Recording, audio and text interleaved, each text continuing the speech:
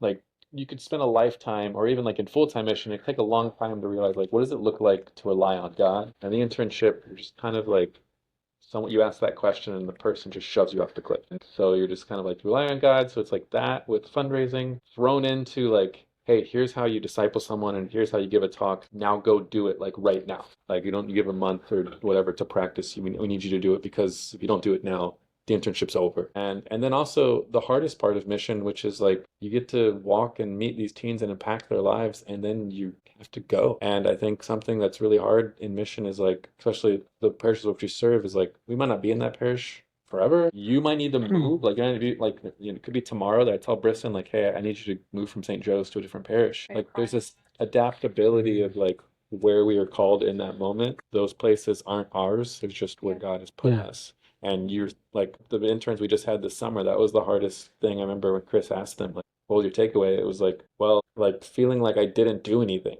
Like I didn't, there was no fruit. I'm not going to see that fruit. That was the hardest thing of just Yeah. trusting that the little that I did was enough and was going Yeah. to do something. And yeah, really just learning about like how much what it really feels like in like a vacuum to rely on God and also just like be a part of his work. Yeah. That's the takeaway I get from the internship.